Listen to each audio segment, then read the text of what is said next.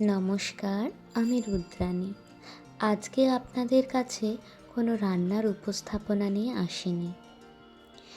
আজ আপনাদের সাথে ভাগ করে নেব আমার জীবনের একটা বিশেষ অনুভূতির কথা। জীবনে প্রথমবার সপরিবারে বন্ধু বান্ধবদের নিয়ে শান্তিনিকেতন যাওয়ার। এবার সবাই বলবে, প্রথমবার তো অনেকেই অনেক জায়গায় যায়, এটা বিশেষ কেন? বলছি, কারণ এই জায়গাটার সাথে জড়িয়ে আছে রবি ঠাকুর। এই জায়গার ধুলো কণাতে আছে কবির স্মৃতি। প্রথম শান্তিনিকেতনের বুকে পা রেখেই মনে হয়েছিল এইখানের ধুলো কণাদের কি সৌভাগ্য, তারা কবির স্পর্শ পেয়েছে যে।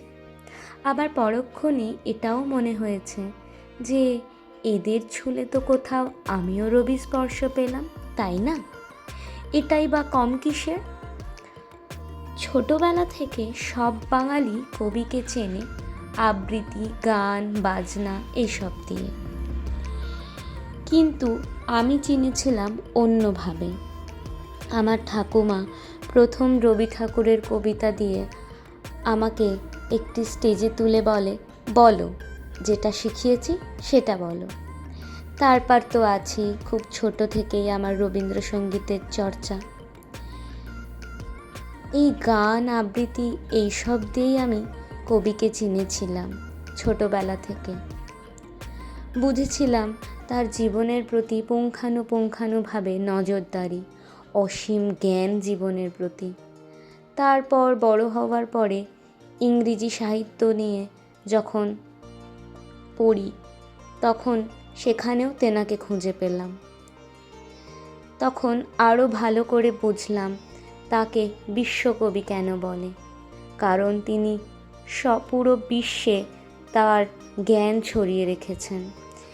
এই জ্ঞানের ভাণ্ডার তিনি বিস্তার করেছিলেন আমাদের এই গোটা বিশ্বে।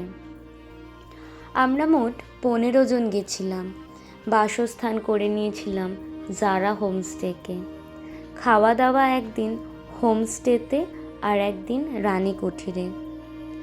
বাকি সময়টুকু শান্তির নিকেতনকে আরও নিজের করে চেনার জন্য টোটো ভাড়া করে ঘুরে বেরিয়েছিলাম। এটা হলো আমাদের হোমস্টের ছাদ থেকে সামনের দৃশ্য। আমের মুকুল, বোগানভেলিয়া, পলাশ, শিমুল এই সব কিছু দেখতে দেখতে ভাবছিলাম কবি হয়তো এদেরকেও দেখেছেন। আবার এদের স্মৃতিতেও কবি এখনও ভীষণ রঙিন, ভীষণ প্রাণবন্ত।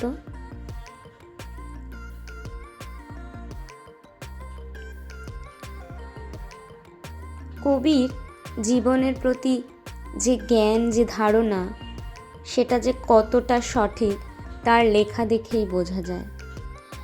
এমন কোনো মানুষ এ পৃথিবীতে নেই যার জীবনে এমন কোনো ঘটনা নেই যেখানে কবি কিছু লেখেননি। জীবনের প্রত্যেকটা মুহূর্তে কবির লেখা, কবির গান কিন্তু আমরা ঠিক মিল খুঁজে পাই, তাই না? সে প্রেম হোক, বিরহ হোক, যা কিছুই হোক না কেন। এটা ছিল আমাদের প্রথম দিনকার লাঞ্চ। ভাত, ডাল, আলু ফুলকপির তরকারি, চাটনি, পাঁপড়। আজ তবে এইটুকু থাক। বাকি অনুভূতিটা আপনাদের সঙ্গে পরের ভিডিওতে শেয়ার করে নেব।